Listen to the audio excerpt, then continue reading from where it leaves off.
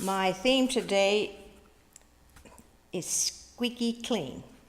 And everybody's wondering what in the world is that? Well, when I gave the sermon for Mother's Day and for Father's Day, and I thought, I'm not going to go clear back and repeat that. I'm going to pick up when Bob and I moved to Maine. We moved to Maine, or he bought a place in 1998, and I was not going to have a thing to do with it, not a thing. It was the Skinner Mill. It was 1,000 square feet.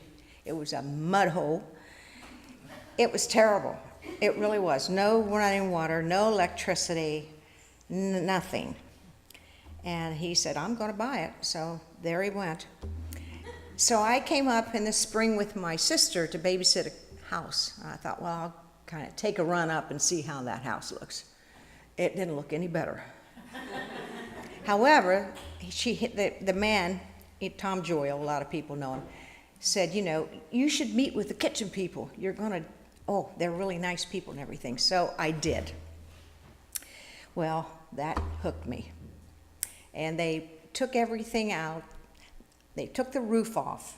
They took the gristmill stones out. We started all over, but we used the wood from the mill to build the house, and it was beautiful, and we loved it. We fell in love with it. But we moved after that. But while we were at the mill, we had decided that when we moved there permanently in 1999, that I would go to his church, he would go to my church.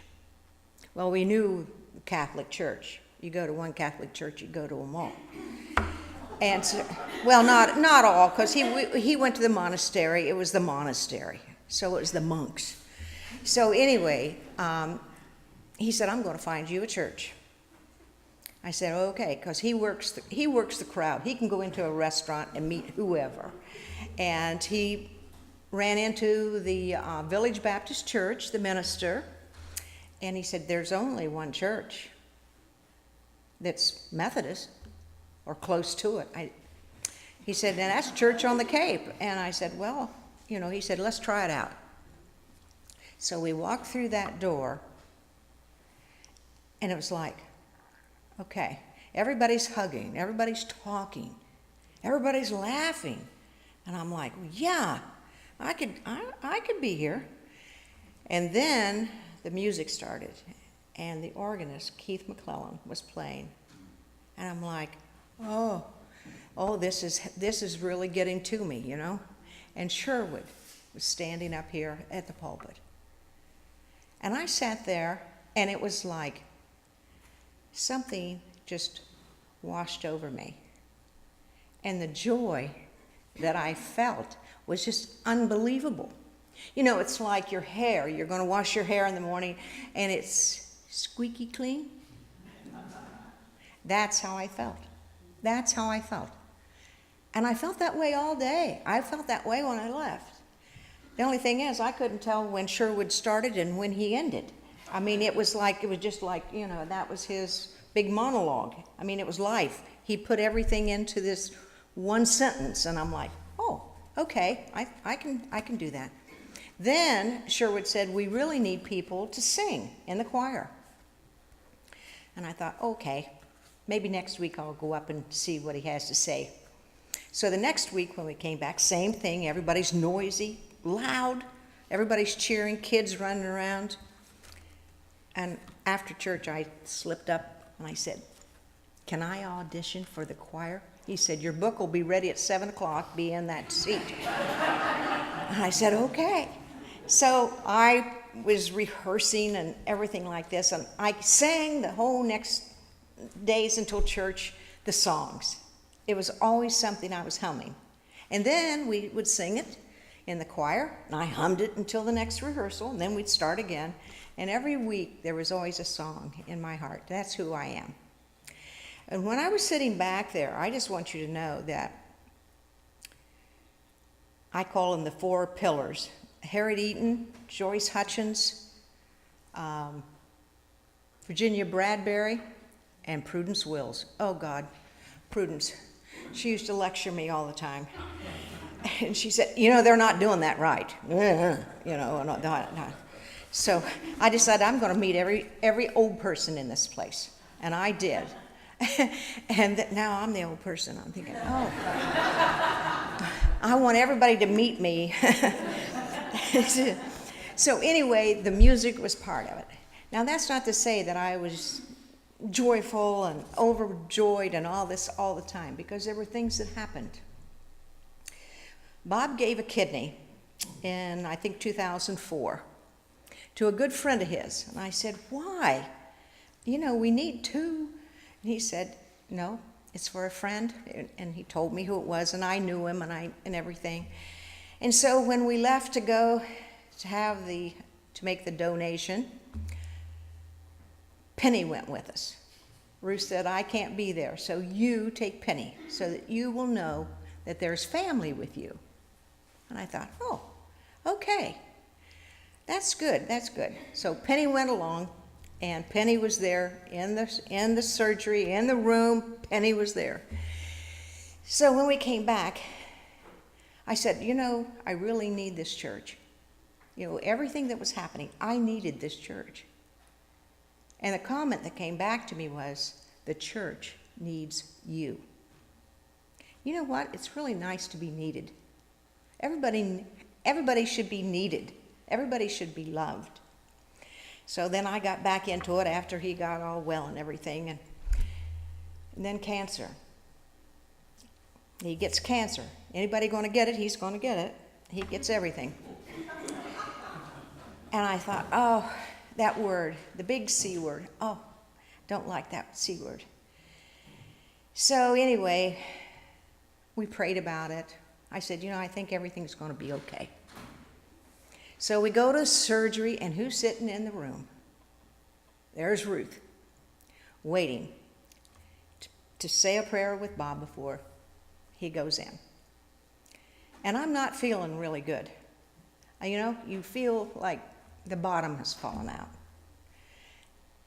So I came out and I sat there, and I was there about an hour or so.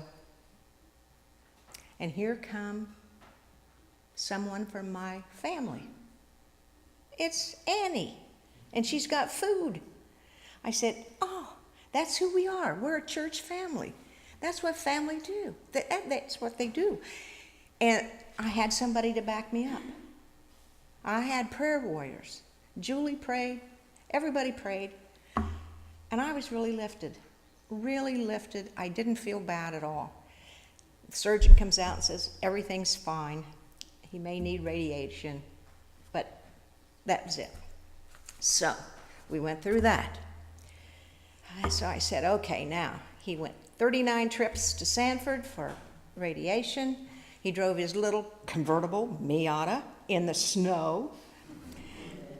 It was something else. So I thought, now, you know what? Now everything is going to be just fine, because we're a family. Family have squabbles. Everybody has everybody's back, though, You don't ever speak meanly to the parts of your family, even though you can disagree. So I thought, okay, Elaine, what's next? He had a stroke. And I said, now that's it. And I'm looking right at you, babe.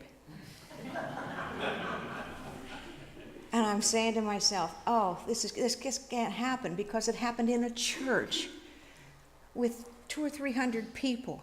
We were there in Connecticut for a confirmation for his great nephew.